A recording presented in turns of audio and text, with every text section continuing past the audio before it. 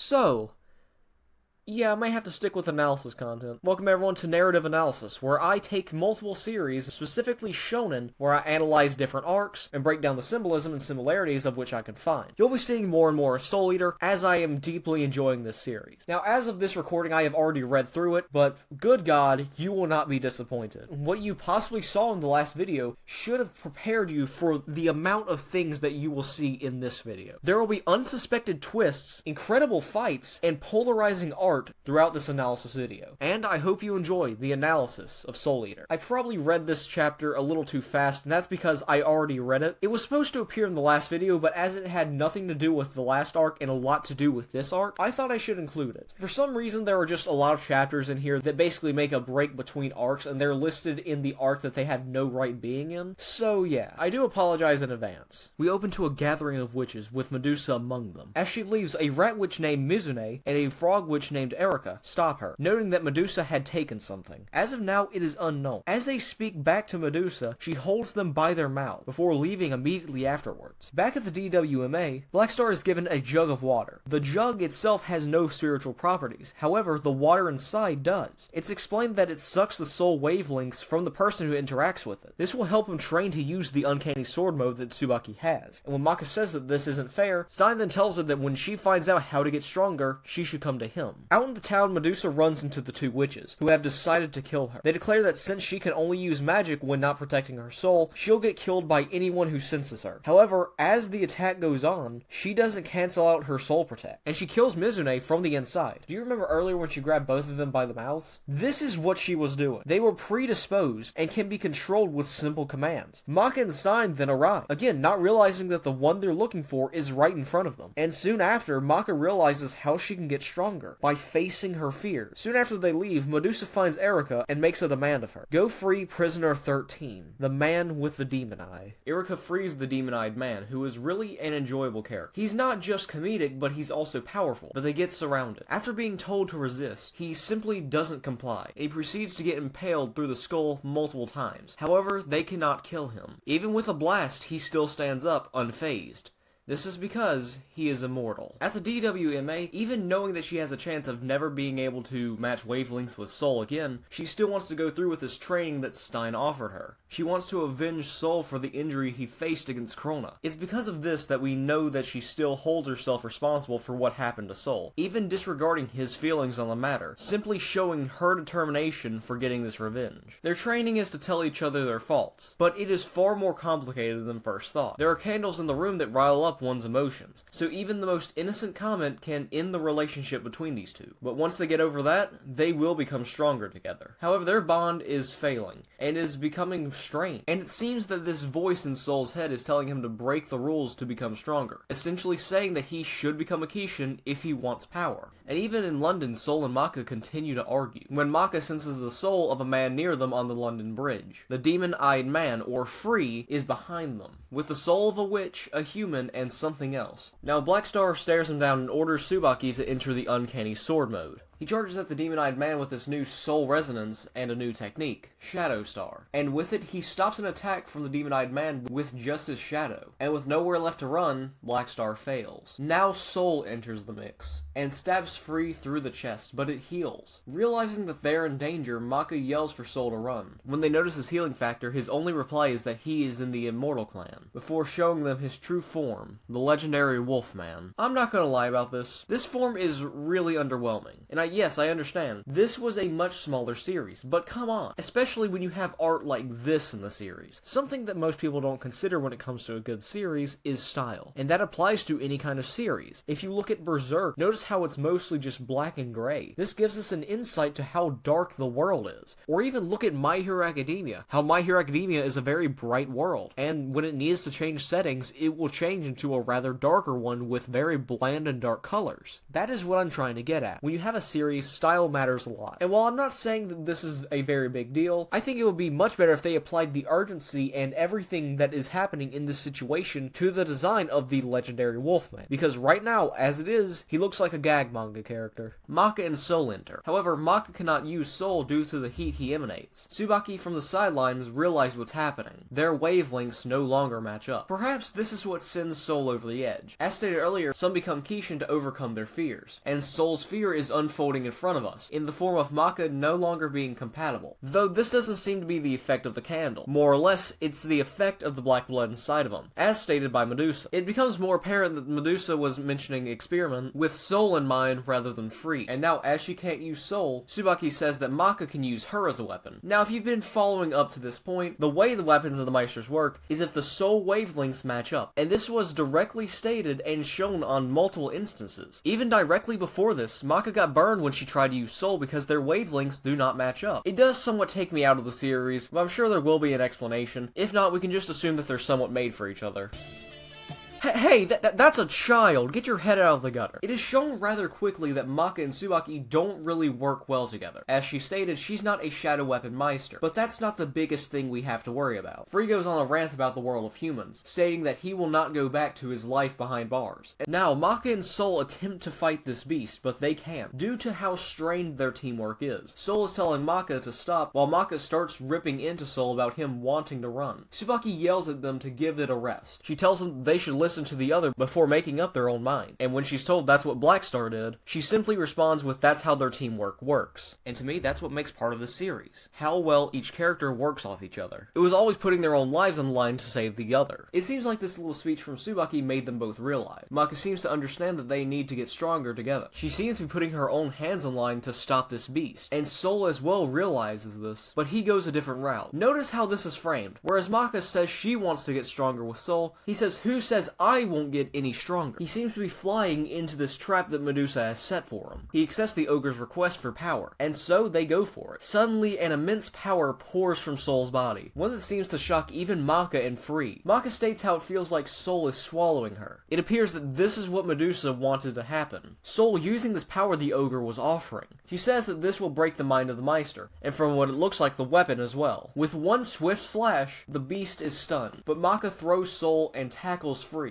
It seems futile, but she knocks him over the edge of the bridge, and they both proceed to fall. However, at the final moment, Soul grabs onto Maka's leg, but the wolf is not going without Maka joining him. And as Soul is about to drop Maka, Black Star comes and saves both of them with a shuriken. The wolf now tries to make it back onto the bridge by using an ice pillar. However, much like earlier, he forms it in the wrong place, and he ends up freezing himself. Soul goes back to check on Maka, and she seems to be fine. However, she coughs into her hand, and she sees it. Black blood. Medusa confirms her theory that she can make a kishin evolve. So while I'm not going to dismiss my first theory about Soul being turned into a kishin, I will say this. I think the black blood is working in a much different way. My new theory is that the black blood doesn't turn one into a kishin, but it awakens the insanity or evil inside of a person. Meanwhile, Crona is attacking some people, and the demon sword tells him to eat them, and so he does. Now he has no one to deal with. It appears day by day, he's becoming more and more of a kishin. So now with this chapter and arc over, and I've given my opinions, so I think I'll criticize one part that I actually did not like. I do dislike when Tsubaki snaps out of character here, especially when it's so close to when she did it last time. I fear that it will feel forced and repetitive when the change becomes permanent. However, hopefully that just isn't the case and I'm simply overthinking it. But let's just hope that we can continue on this upward spiral. We start this arc off like no other. We get to see the Black Dragon swallow nearly an entire town. It seems that Death the Kid was sent on this mission with Liz and Patty. They encounter a ghost ship, which Death the Kid immediately ponders if it's the Black Dragon. All three climb aboard the ship and begin investigating. Death the Kid enters a room where the souls of the innocent are being held captive, when suddenly, out of the floor appears the captain of the ship, the Flying Dutchman. Did I mention I love these references? He nearly blasts a hole through the stomach of Kid before Liz falls in a freshly formed hole. The ship and the Flying Dutchman are one and the same, so he has full reign over the ship and can do as he pleases. And when questioned on what he will do with all these souls, he tells them therefore the kishin closest to them. And and this was not specified to be Crona and Ragnarok, I personally believe it no longer to be Sol. Yes, Sol is a likely candidate, but if he is, he still is a rookie, which the captain of the ship seemingly insults Crona for being that. Plus, we have no sufficient evidence to think that Sol would be a person of interest. Personally, I believe it to be something bigger that exists in the series, and Sol and Maka are just being used to mislead us. While Liz is getting helped by lone souls on the ship, Death the Kid and Patty are stuck with the captain. Death goes on a rant about how the world needs to stay balanced, while he tells Kid that his ideals are worthless, and the people won't listen to a god. After this, they go back to the ship and meet with Liz, and so the battle between the Black Dragon and Death the Kid commences. However, the captain gets struck in the mouth with an attack, but not from Kid. Crona and Ragnarok arrive at the scene, utterly decimate the corpse of the Flying Dutchman. The demon sword begins to absorb all of the souls in the ship, and he shuffles and contorts into an entirely new creature. And to put it as Death the Kid would say, there was a ghost ship called the Black Dragon, but the person who came down onto it is the real Black Dragon. This design is honestly a great choice. It is threatening, it is terrifying, and for this arc, it is perfect. And not only did this mislead us into thinking that it was the ship, including myself, but it took control of the arc and wrapped back around into its main focus. And it gave us a new design for this interesting character, which I personally love. Crona has a monologue about how everything's scary, and that if he could just get power, he'd know how to deal with it. Kid and Crona go at it, and multiple of Kid's attacks land. But they cannot even scar him. Crona immediately strikes back with an overpowering blow. This battle between Crona will be the most difficult one for this group of 3 to face so far. Crona even states that bunnies don't even understand him, so how could a Shinigami? I personally take this to mean that he has a lot of fear, but he is also a prey, much like these bunnies. Crona seems to fear most things, no matter what they are, but he is the victim, or prey, of Medusa, the Snake Witch. The captain comes back to attack the 2 battling on the ship, so he blasts them with cannons. However, Kid is unfazed, but I can't say the same for Crona, whose mind is slipping more and more as the fight rages on. The fear he held has now turned to hate, and so with that hatred, he kills the Flying Dutchman and leaves the area. Kid follows, but gets distracted quite early on. Now Crona has gotten away. Back at the DWMA, Medusa gives Maka her results, saying that the black blood spread from Sol to her was seemingly not there, but Medusa gives Maka a pill which would speed up that process. After Maka leaves the room, Stein confronts Medusa about the medicine, noting how he's never seen it before, asking if she's speaking as a nurse or as a witch. And after a chat, Medusa seems to be off the hook, but not entirely. Stein swore for a second that he sensed an urge to kill, and he's shaking, not knowing if it's out of fear. Both Stein and Sid are looking into Medusa, suspecting that she is a witch. She finds her residence and goes inside, but Medusa is simply a few steps ahead of him, and so Aruka blows him up with her tadpole bombs, seemingly killing him. So wrapping up this arc, Kid asks his father about one thing, the kishin closest to them. Knowing that there is no way around it, we leave on a cliffhanger which ends both Volume 4 and the Black Dragon arc. I want to say this here, while I do enjoy Soul Eater, this series should not have this many arcs. We're currently on chapter 15. You know how many arcs there have been so far? 6. 6 arcs. I understand where the creator of Soul Eater is coming from, making a well-rounded series where each character gets some time in the spotlight, and it is always cool to see, but there could have been a better way of doing this, and I understand that there is a possibility that it was just random people from the internet who listed these as singular arcs. Either way, there are way too many, as well as the arc composition. If my math is correct, each arc has an average of 3 chapters. Everything feels very episodic, which at points just brings me out of the writing for how short these arcs are. Erica brings out a briefcase to Medusa, and she is freed of one more snake, and Medusa says she also needs the demon eye from Free, to which he says he can control an independent cube, which is said to be Maba's, the leader of these witches, spatial magic. She tells him that he will be backup for both her and Erica's calculation spell. Personally, this seems more interesting from the last time we've seen him. It seems like we will get to see more of this demon eye, which is something I completely look forward to. At the DWMA, the anniversary for its founding is happening, but Death the Kid isn't well from what it seems. He utters to himself, is something like this really in the DWMA? The party starts and everyone is there, including Stein and Medusa. I want to say that Medusa is the one he's talking about, but probably not. Maka and Sol begin talking. She wants to bring up if something is worrying Sol, but he says that he's fine. He tells her no, and she keeps asking and receiving the same answer. After being taken by her father for a dance, Maka leaves her food and tells Sol to keep an eye on it. However, he realizes that the meal isn't actually for her, because she doesn't like fish. Now, as I have mentioned in the past, especially on my TikTok, I have a disdain for Slice of Life series. I actually actually enjoy scenes like this, despite how much I hate slice of life. And it's because we get to see how close these characters' bonds are. But it's not just the big things that count, but it's also these small things that seem very, very insignificant, and that's one of the things I enjoy about Soul Eater. Despite its flaws, at the end of the day, I can only find myself to enjoy this series. And that's what Soul Eater is down to its core. How the characters bond. Because the way Atsushi writes it, it doesn't lose its meaning like it does in other series, with the biggest offender of this being the power levels in Dragon Ball. Medusa is now speaking with Erika about people who are referred to as them, because they are due to show up at the anniversary party. However, Stein talks to her and is obviously drunk. He leads her away to go dance, while she protests. While dancing, he tells her that Sid hasn't come back after he visited her labs. She claims to have no idea what he's talking about, and that he must be too drunk. However, he never was. The reason he is there to talk to her is about something.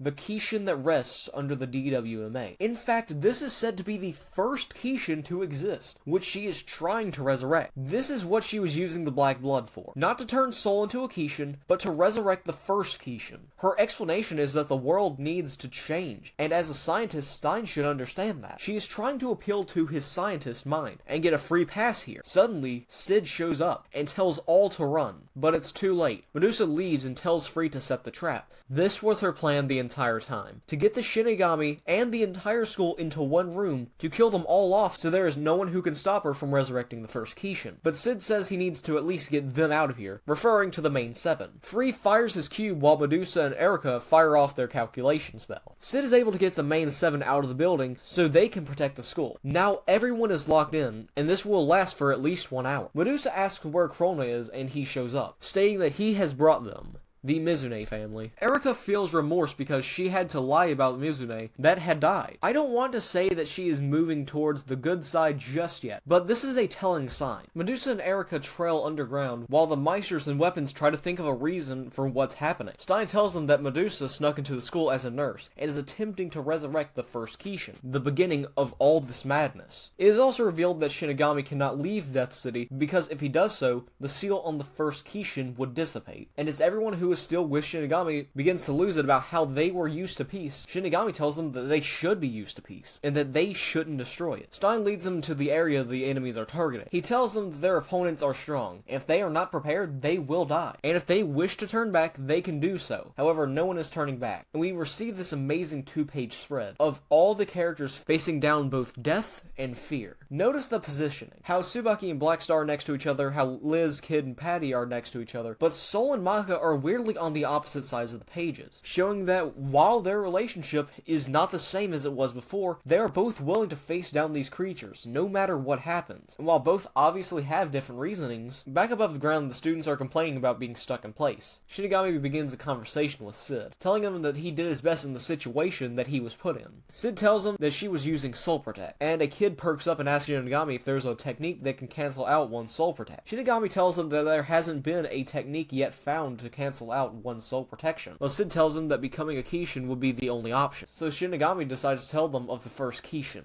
Asura. Now, I would normally look over this, but Asura is the god of chaos and creating evil. Just thought this is something I should bring up, considering some of the characters are references to media and other mythology. Asura was suspicious of all. He covered his face with a long scar, and wore multiple shirts as he didn't open up to anyone. But the main fact was that he hungered for power. Out of Shinigami's former 8 legions, he was the strongest. However, despite this, he was always scared of something. He had an obsession with power, and so he began to take the lives of those who were not on the list of Shinigami. It was said that this madness gave birth to a kishin, but as one kid points out, Meisters cannot become kishin. He ate his weapon completely. What drove him to do this was fear. A fear most likely driven by something stronger or possibly stronger than himself. And as it was pointed out, he probably wasn't even human from the beginning. But Stein, along with the others, have their own problems to deal with. Maka asks how Shinigami sealed Asura, and Kid responds that he made a bag of Asura's own skin and sealed him that way under the school. Then he anchored his soul to the city, but as stated by Stein, he's essentially one with the city,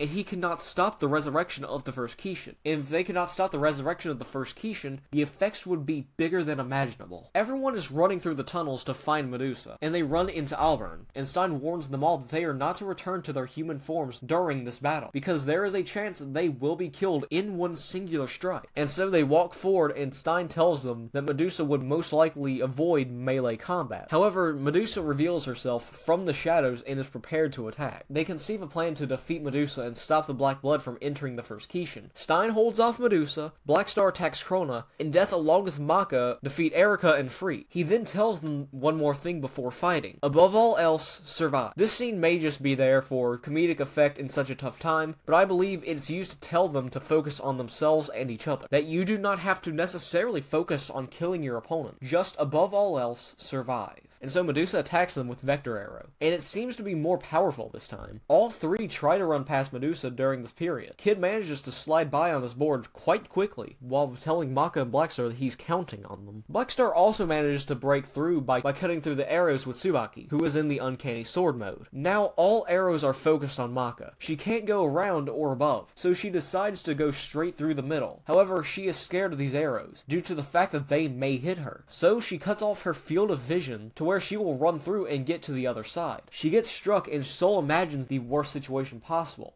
and she manages to get across, but Stein stops Medusa before she can touch Maka. I see a parallel between the first kishin and Maka. She cut off her field of vision to stop her fear. The first kishin was also said to be scared of something, to which may have been the reason that he covered up his face. Perhaps they are not going to be on the brink of becoming kishin, but will fall to this inner demon of theirs, either representing their fear or their insanity. Kid runs past the demon sword while Blackstar stops dead in front of him. He tells the demon sword that he is the opponent. Crona twitches, which is different from what we've seen in the past, and Blackstar questions what that was. However, Maka stops as well. Maka tells Blackstar that she'll handle things here, and Blackstar essentially tells her to kick rocks, and that he will kill her. However, we see how serious Maka is, so he allows her to have her revenge by saying that he'll let her have the spotlight. Blackstar uses Speed Star once more to get past Crona, while Crona attempts to attack Blackstar. Maka blocks Ragnarok with Soul. Maka then continuously punches Crona without engaging in any kind of talking. This battle is something she's been waiting for a while. She doesn't focus on a blade to attack. She focuses on punching Crona so that he has to harden his blood. She describes Crona as if his body is made of lead. While Crona's left is all caught up in the scythe, the right side of his body is being attacked by Maka, and when he tries to turn the fight around, she kicks him far back. He doesn't know what to do about Maka, but the demon sword tells him to kill her, to which Crona obliged. Both Soul and Maka seemingly have a much better friendship during this battle. Not only is that burning sensation from the fight against Free gone, but also they're not yelling at each other. It seems the candles from Stein's treatment has worked. The demon sword begins to verbally run a train on the two, and tells them how they're useless, and if he consumed their souls, he probably wouldn't taste anything. Things my mother is infamous for saying about me. Maka then tells the demon sword that she did it. She is finally acknowledged as a human, and not another meal for him, which in of itself is an accomplishment. He wants Crona to take off the timid face he shows. Yes, she may be weaker, but when it comes to the soul, she states that she will not lose. Both Maka and Crona exchange a few words. Maka introduces herself as the Scythe Meister, while Crona introduces himself as the Demon Sword Master. This is the most interested he's been with another person. He's not flinching or stuttering. He's beginning to learn more and more about his surroundings, which is a parallel to the first match Maka had with Crona, which kicked off all of these events. Crona begins the battle by slicing his own wrist to attack with the black blood. He uses Bloody Slicer and Maka barely dodges, and he attacks Maka by charging at her with a scythe that he formed out of blood, which then liquefies and hardens into bloody needles. Maka questions him on why he's choosing to become a Kishin. He simply states that he is scared, and if he gains power then he will know how to deal with different experiences in the world, as well as Medusa abandoning him if he does not become a Kishin. This is easily a twisted way of thinking. It's clear that he has no one other than Medusa, so she is using that against him so that she can manipulate him. However, on another note, the animation for this scene is honestly god tier. It's some of the best animation I've seen, especially for this time. I'd even go as far as to say it's better than the animation we get for a massive part of Dragon Ball Super. I don't know why this of all animes got one of the greatest animations of its time and still holds up. Maka screams at Crona about how she might be weak and scared, but she will take him on to the very end. Note this reaction. Maka is waging a war against Crona despite her fear, and to try to overcome that by fighting Crona, while Crona is fighting to overcome the fear that he has of the world.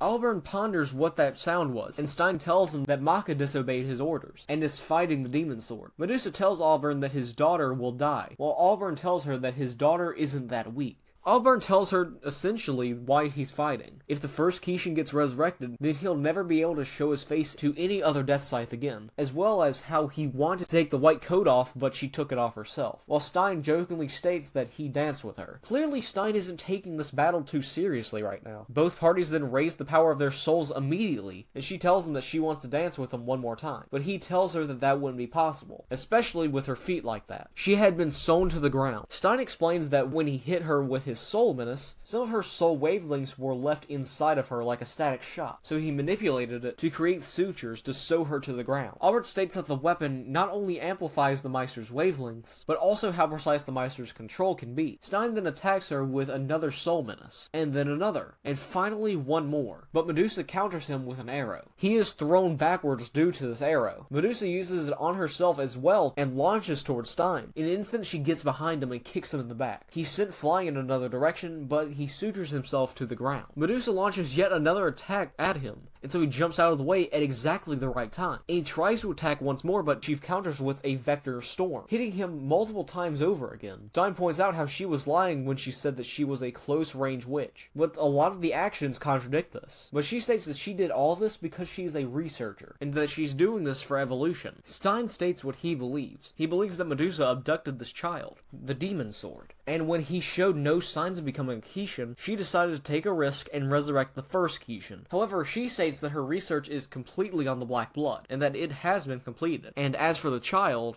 that child is her own. This is a twist I never saw coming. And when I say it hit me like a cast iron frying pan, I'm not joking with you. I actually never considered this to be a fact. Not only is putting your child through all of this disgusting and vile, but there was nothing alluding to this fact from what I saw. I personally think a little foreshadowing wouldn't hurt, but I'm not complaining as I do enjoy Soul Eater for so much more that it has to offer. And at the end of the day, it does not really matter, because this was easily something that was very, very shocking. Crona toys with Maka, asking her why she fights, even though she's weak. Maka and Soul note that attacking Crona with a blade is not ideal, so they both use Soul Resonance. She states that she's using Soul Resonance higher. Stein takes note of the Resonance response, and after being asked by Albern, it appears that the blood has begun to stir. Honestly, this is an impressive arc so far. This double-page spread showing the unstable minds of Soul and Ragnarok, showing how far Soul has strayed from being human, as well as this ogre standing and smiling, symbolizing the insanity that plagues Soul's mind. It appears that it has won the battle. Maka uses U-6 Hunt Slash,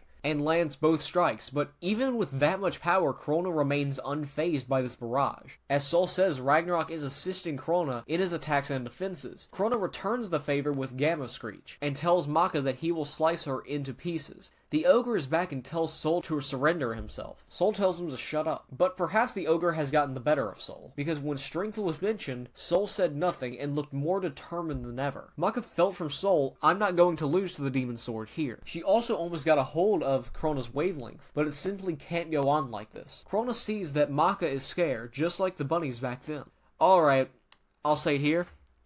I was wrong. I thought it meant rabbits in a general sense, and they are known for being prey of many animals, but specifically snakes. But I'd rather overthink than underthink, so let's get back into it. Crona couldn't kill the rabbits, so he was locked in a dark room with Ragnarok. Ragnarok proceeds to bully Crona, as he was punished due to Crona's unwillingness to kill the rabbit. He's let out but still can't go through with it, and is thrown back in. And after that one, Crona notes that his blood is black, and with an emotionless face, Crona kills the rabbit. Crona views Maka as that bunny from back then, defenseless, weak, and at death's doorstep. However, Soul refuses to give, accepting the ogre's offer for power. However, on the contrary of the ogre's demands, Soul will not abandon his reason. The ogre tells him that it is not possible to take on the demon sword without abandoning his reason, and that he will take over for him. However, this does not convince him, so the ogre brings out someone who could help. Maka enters the room, that is resembling Soul's mind, and so they proceed to dance, mirroring what happened earlier in the arc, allowing their wavelengths to match better than before. Soul and Maka begin chatting about why she's entered his mind with the ogre, and as she says she wants the black blood to take effect to make her as unstable as Crona. Soul obviously objects to this and doesn't want to go through with it, but this is Maka's conviction, and so she tells Soul to take the lead in this dance. Now outside of Soul's mind, Crona slices at Maka, but she blocks with one arm. Soul tries to stay out of the madness to somewhat control the situation. Ending the chapter, we see Kid's POV, Crona and Maka, and the ogre who states, "Idiots, I am the one who's leading."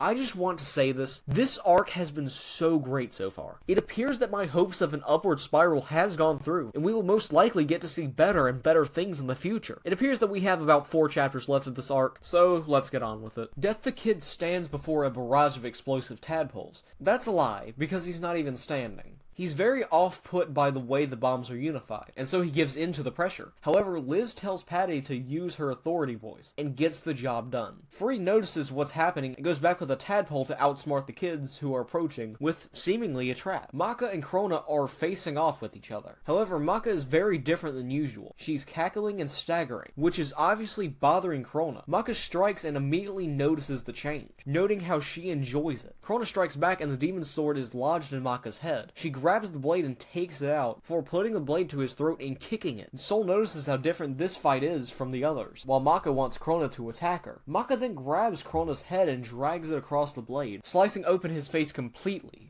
This is what madness is. As the ogre says, it doesn't let them feel fear. In this fight, they've denied their opponent's soul, as well as their own. To me, this more or less means that they've denied the humanity of the opponent, even so themselves, making them believe that they're not the same person as before. And for the most part, it's true. However, it's not just that. This also means that they've abandoned their reason. Note what Soul was saying earlier. Soul had reason of fighting Crona, and so did Maka. Maka was even attacking very brutally without talking. But now Maka is utterly punishing Crona, as well as taunting him. Maka tries to give Crona some ideas, such as pulling out an eye or tongue. Soul tries to remind Maka why she's doing this. Not to torture Crona or put her through this torment, but to stop Crona dead in his tracks. He tries to tell her this while being surrounded by static in what would normally be pure white, showing how far this madness is affecting him. Surrounded by darkness just as Soul was before, Maka tries to match wavelengths with Crona, now that she's got the same madness that plagues his mind. She finds Soul's soul, but now looks for Crona. She sees Crona's soul, and to my surprise, it's completely normal. She enters Crona's soul and sees a desert, as she describes it, a beach with no ocean, a maze with no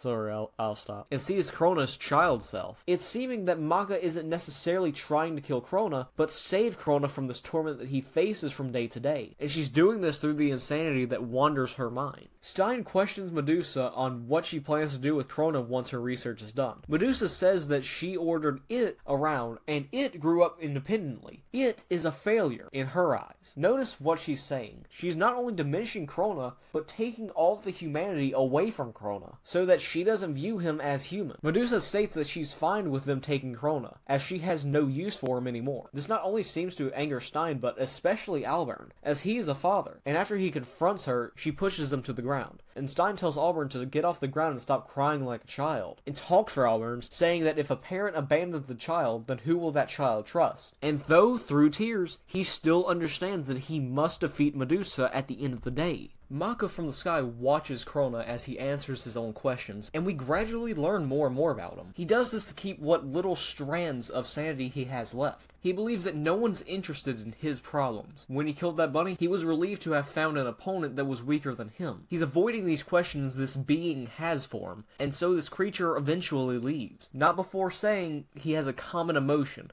and asks where Crona's heading. Crona answers the first question, "Who are you?" The demon sword master Crona. Maka enters the vicinity of Crona and erases the line he made in the sand. This seems to put Crona in distress, and as a result, there was a rejection response. Maka yells for Soul to pull her out of the madness, so Soul looks for and finds her in what appears to be a black ocean resembling this madness that he was in earlier in the series. He pulls her out of this madness and she comes back to normal. She approaches Crona and Soul tries to tell her otherwise. She speaks to him, saying that he's just scared that his line has disappeared. Crona attacks with more spikes, and she doesn't move, but not a single one hits her. Notice how she doesn't have her eyes closed or even tried to run. She's overcome her fear and seemingly has forgiven Crona due to her understanding him on a more personal basis. She falls onto him. It's not that you don't know how to deal with things, it's that no one's really dealt with you, or reach out to you at all. Seeing it through this light gives us a much better idea. I honestly have no idea of what to think of this now that I think of it like this. Crona has decided to disappear because he knows he's needed by no one. So Maka reaches her hand out and asks Crona to be her friend. giving Crona a reason to live. And Crona breaks down, crying about how he doesn't know how to deal with it. And Soul says that he even understands as he's scared of dealing with other people. And I would like to get very deep with this because there seems like there's more to the story. However, I just think it's showing that they both have something in common. However, for Soul, he doesn't want anyone to worry about him. Or at least that's what I take from this situation. I don't know. I'm running on 4 hours of sleep. Now, considering this very much fits here, I do want to talk about this. Crona is one of the perfect examples of a sympathetic villain. You feel bad for the situation that he is put in, while simultaneously understanding that he needs to be stopped. While I wouldn't say that Crona is as good of an example as Pain or Meruem, I would say that he is up there. Crona was put into a situation out of his control, and in an effort to not be abandoned by the one person that needed them for an experiment that they didn't want to do in the first place, he went through with her demands. And in the end, it was completely useless as he was abandoned anyway. While I would like to get more into Crona in a future video, I don't think I'll do it here. So at the end of this analysis series on Soul Eater, I'll most definitely cover some of the featured villains in this series, especially starting with Crona. Anyway, Stein notices the difference in the atmosphere, how both wavelengths are calming down. Alburn asks how's Maka, and Stein tells him that she's fine and the demon sword's soul is stabilizing as well. Crona cries and says he doesn't know how to deal with tears. Soul says that they should go, and before that, Ragnarok jumps out of Crona's blood and attacks Crona, bullying him endlessly. Crona, however, soon has enough and punches Ragnarok. I could not tell you what Ragnarok's emotions were, but yeah. But anyway, let's go to the next chapter. Lid asks Kid what the first Kishin is like, but Kid doesn't know much about him. What he does know, on the other hand, is that Asura was stripped of his skin and dried of his blood. His body thirsts for blood, and the sack that contains him holds his body, soul, and madness. And they need that black blood to resurrect him. Patty tells Kid about a heat source ahead, and he manages to barely dodge an attack, and he sees his opponent. Free, the immortal Wolfman. The reason that Kid didn't notice him is that he blended in with the madness. Kid makes no progress as Free is trying to keep him from doing anything, including leaving the area. Kid then enters his Soul Resonance execution mode, and I'm so glad to see this again. Take notes, Free, this is how you make a good transformation. It shows off his character, making light of his Shinigami identity, and making it instantly noticeable. Kid fires his death cannon, and believes that this must have actually defeated him. Nothing this man is doing is actually working. Free is truly immortal. Kid tries to make distance so that he can run past him, but he can't. Kid notices the trap that Free has set for him, and then falls to the ground. Sick at his surroundings, Free mocks him, and then he begins to absolutely lose it, tearing up at how unsymmetrical things are around him, as Liz and Patty are trying to come up with something that would stop this. Blackstar then comes in and hits Kid in the back at the right time, before charging at Free while Kid backs him up. This got Kid's mind off of things, and Blackstar then charges at Free while Kid backs him up, and almost knocks him out of the way. Blackstar then stabs Free in the abdomen, and then Blackstar slices him and says that he's not done. But this just confuses Free, as he cannot actually harm him. Kid notices what's going on, and he just walks through him. He and Blackstar had fallen for it. Kid says this worked perfectly for Free. He made the cannon attack from behind the hologram made by spatial magic, to make Kid think that it was real. And Kid kept avoiding him, so it would have been hard to tell if it was a fake. And if Blackstar came through, it would have, and did, ruin his scheme. Honestly, this was pretty interesting to see. Kid asks Blackstar why he didn't notice, and he just said that he thought he was that powerful. And after wasting so much time, both of them leave. However, Free says that it is too late, as they've already arrived at the shrine. This is just some incredible art, and I don't know why people don't talk about Atsushi's art when it comes to this amazing style. And I'm not talking about Fire Force. If you really love detailed art, sometimes blended in with some visuals you'd probably see out of One Piece, or Fairy Tail, or any of those other early 2000s manga, then I'd say this would be a great series to read. The atmosphere inside the shrine is dark and eerie, and everything feels like there's something right around the corner or hiding in the shadows, especially with the framing choreography. And now Erika is face to face with Asura, and attacks her with his bandages. And so after this she attacks Free, and she bites him immediately. And immediately after, they're both trying to off themselves. They realize that it was just an illusion, and they continue on. And soon after, they find him. Stein battles Medusa and can't get her off balance, and it seems that he can't damage her at all due to the fact that she's never seeked an actual battle. Auburn tells him that he's lost his edge, while Stein tells him that that's exactly what he's trying to get back. Stein says he's lost his drive, noticing that there's a pebble on the floor that fell from the wall, but he sees everything clearly, meaning that he's lost what made him a great warrior. He no longer looks past the basic attacks and no longer thinks things out completely, due to his interests limiting him. Auburn notices that Stein has lost all the tension in his body. He's easy to understand due to his sadistic nature, and it doesn't help him that he was the one who controlled this man. We see both Stein and Auburn as DWMA students, and weirdly, they both have a Soul and Maka-like friendship, however with the roles reversed. Stein tells someone that he will euthanize him before Auburn takes hold of him and tells him that he's not on Shinigami's list. Auburn asks Stein if he thinks he could do anything once he became a student, and Stein replies with, he'd rather be born in a world without a god, but it takes it back immediately, stating that a world like that would be sick. A long time ago, some stupid doctors analyzed me. They were afraid of my violent tendencies and selfish disposition. With these happy looks on their faces, like people solving the mystery in a detective novel, they said something must have happened to him when he was little. He must have had a bad experience that scarred him. They tried as hard as they could to deduce the answer, with their empty heads. It was so insane I wanted to cut them apart from head to toe. Are you saying I'm the same as those doctors? No. When I was in kindergarten, the kids play together, just like the teacher told them to. It made me want to puke. And watching them go to their seats and focus on the blackboard and take notes like good little girls and boys made me feel like I was going to lose control. Who cares about what happened so long ago? It's so boring, you're making me want to puke now. And are you making fun of me? Your attacks are so tedious. They're so lazy, it makes me feel like I'm going to lose control. Don't say that because it's my answer to your invitation. As I grew up, I got power, and I was able to give free rein to the madness inside of me. Do you know what stopped me? Fear. Correct. I was scared of the kind of person I was turning into, although as long as I was having fun, I didn't care. The way this is posed, it sounds like addiction. An addiction to power. He had to take control of his madness and stop gaining this power, which is what made his battle tendencies shrivel up and die. At least that's what I take from it. He wanted a world without control, but where control isn't brutish. And he wanted to be free of that control, so he became a student and worked for Shinigami to escape that. And it appears that I'm right. As Stein put it, he needed that fear. He didn't need a system with no freedom. He wanted a system created by a god with no arrogance. She asked him to create a new system, but he shuts it down, citing that it was her arrogance talking. She says that arrogance will soon be the norm, and he will also obey it. She says that his attacks won't do anything as well. Specifically, it had the opposite effect, as she strikes him in the stomach. He says that until her arrogance takes over the world, he couldn't shake the feeling that he was committing heresy towards Shinigami. He states that he wants to tear her into pieces like a heretic, and Medusa says that's his form of madness. It seems that this arrogance that Stein was talking about was also part of him, as Auburn tells him that he got too forceful, telling me that his arrogance may be his downfall. However, Stein lands one more soul menace after all of that damage, and Medusa tells him that she may have overestimated him, but declining her offer is all he can do.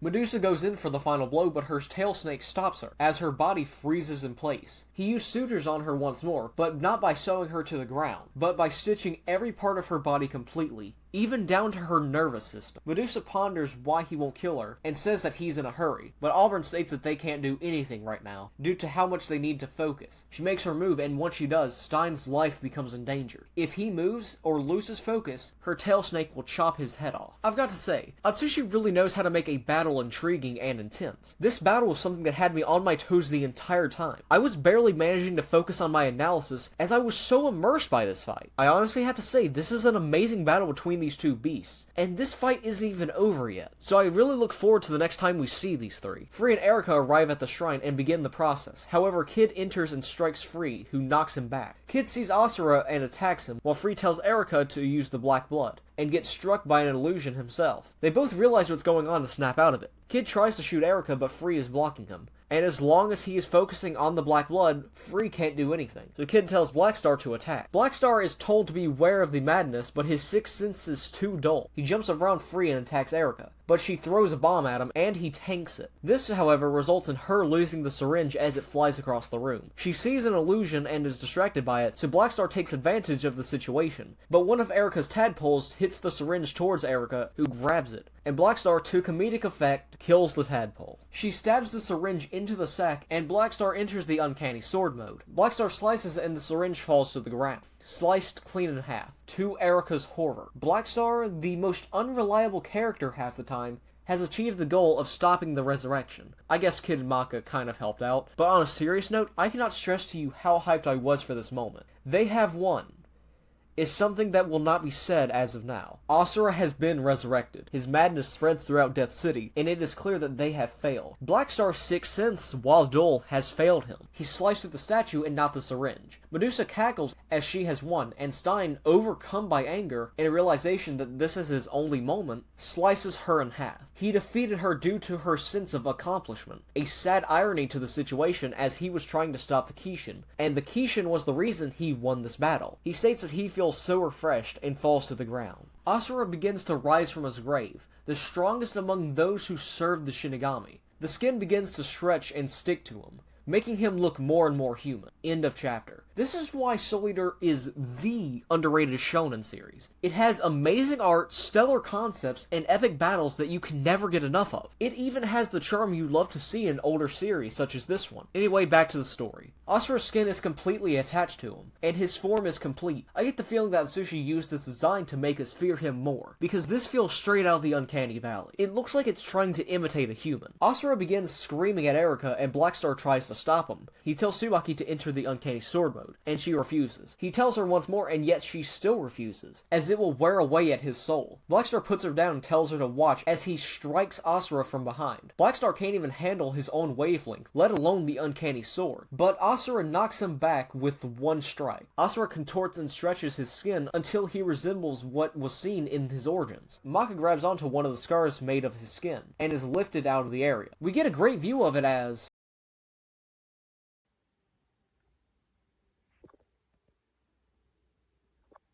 Isn't this a shonen series? Maka is dragged up with him, but gets knocked out, and so Soul catches her mid-air, and they fall to the ground. And Maka still wants to stop the Kishin. However, they are not alone on the ground. The seal that was placed on Asura is still alive, and is actively trying to take him out. And as Free and Erika leave the underground, they see something that makes Free says he did exaggerate a little. In the air, in front of Asura, is Shinigami, saying few words up there. He asks how he is, and they talk about his mask, but he apologizes for doing this right after he woke up, but he's going to have to kill him a second time. After getting hit into the ground, he says that he's forgotten what it's like to have his skin stripped from his body, and a Shinigami could help him remember. Asura attacks Shinigami with a blade, and the impact blows everyone away, but only a chip was made in his mask. Shinigami threatens to tear his skin off once more, but Asura laughs and deflects Shinigami's attacks. He knew the attack Shinigami fired had a limit. This knowledge seems to give him a slight edge in the competition. He states that he believes that they will never meet again, and he leaves the area. Shinigami instructs Sid to contact all the death weapons and gather them in Death City. And Stein and Alburn talk, and Alburn thinks that everyone would blame him since he left Shinigami's side. Medusa suddenly comes back and bites Stein, but Stein kills her immediately. She says that she loves him, while Stein says they both cannot experience love. Alburn says that she's one scary woman, and that she even destroyed her own soul. All that were in battle care for their meisters, while Soul ponders on what Stein said. If the Kishin is resurrected, the effect will be bigger than what they can imagine. The madness will spread, and on the final page, it's Medusa coming back as a snake, ending the arc and this video. I guess I'll give my opinions here. Take notes, Kishimoto, and make a good series, because this arc went hard. I obviously couldn't get enough of this, as I stated earlier. I would read this again, but 17 pages of content and recording for 2 hours of audio? Yeah, that's a little tiring. I honestly haven't experienced something this good since Madara, or Jotaro vs. Dio, or Kakashi vs. Obito. I get I just insulted Kishimoto, but I'm mainly talking about Boruto. This was easily an amazing arc, and while I wouldn't say it's in my top 10 arcs of all time, I would definitely say it's a contender for top 20. So everyone, that was the video. It took me so long to do this. It took me over a week to read all the arcs, as I was busy with an overhaul video, and I'm also grinding on other content to release, as I also work on the Soul Eater videos, and study on how to analyze series, as I want to make as clean and precise content as possible. So if you've gotten this far, I really do thank you. Please do share this video, as I have put so much effort into this singular video. So yeah, have a great day.